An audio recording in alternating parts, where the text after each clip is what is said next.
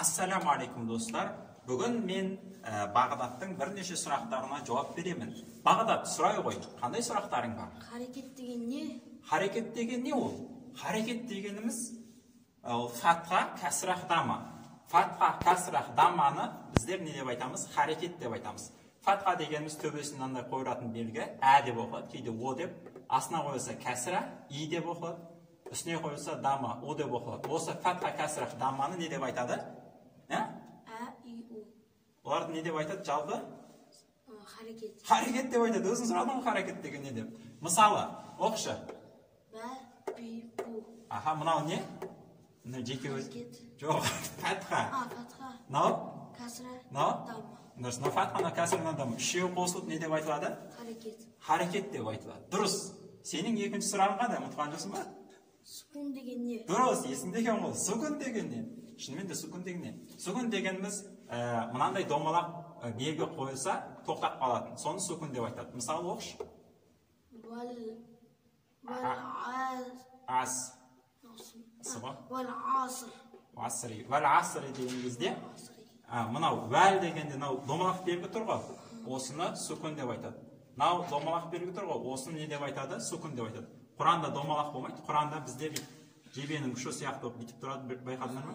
Құранда бүйтіп тұрады, ал бірақ бізде қазір тажвид қағидаларында домалақ деп айта береміз. Вәл аср. Осы домалақ белгіні не деп айтады?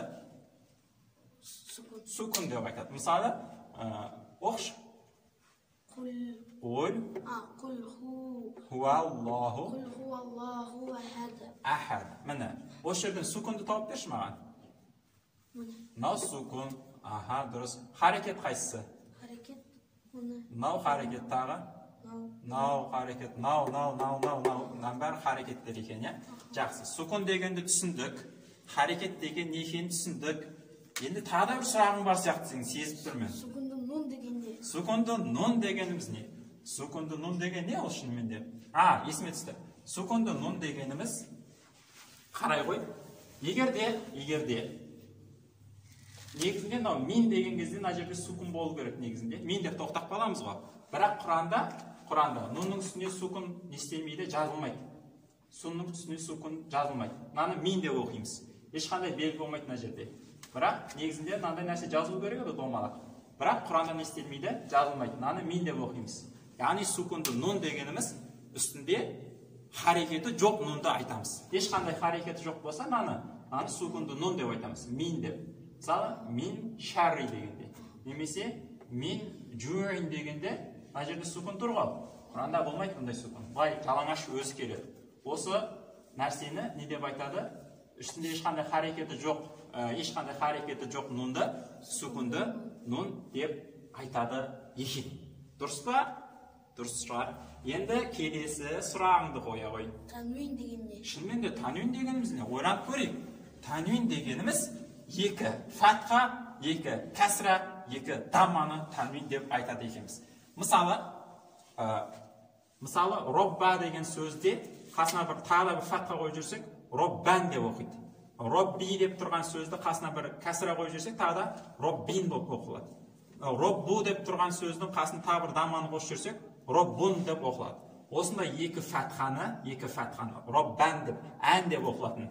Немесе екі кәсіраны, ин деп оқылатын екі кәсіраны, немесе екі дамманы, ун деп екі дамманы оқылатынды не деп айтады? Танвин. Танвин деп айтады. Сонымен танвин дегеніміз не екен? Екі фатха бірге келген кезде ән болады. Кәсіра келген кезде ин, екі дамма келгенде ун. Маладес, жарайсың. Енді бір сүре оқып көрейік. Соның ішіне фатха, кәсіра, дамма, танвин бәрін тауып көрейік. Мысалы, вайлун дедік. Вайлун дегенде мынау не? Харакат па? Сүкун ба? Танвин. Танвин, дұрыс. Өйткені бұл не? Екі дамма. Ликулли. Мынау харакет па, сүкун ба? Харакет. Мынау шы? Харакет. Мынау? Харакет. Дұрыс. Хумазатин. Мынау не? Танвин. Дұрыс, танвин. Өйткені бұл? Екі. Кәсіра. Lumazatин. Мынау не? Танвин. Дұрыс, танвин. Жақсы. Бүгін сіздермен біз сүкунды нун дегенде, танвин дегенде, харекет дегенде, сүкун дегенде осының бәрін тоқталдық. Ал келесі сабақта біз осы сукунды нунның жағдайларын өтеміз. Сукундының кейде өзгеріп кетеді. Б болып кетеді, М болып кетеді, У болып кетеді. Мынау нун не істейді? Өзгеріп кете береді. Осы өзгерудің 4 жағдайы бар. Изхар, иқлаб, идғам, ихфа деген. Осы 4 жағдайды келесі жолы өтетін боламыз. Рахмет саған, Бағдат. Аллах разы болсын.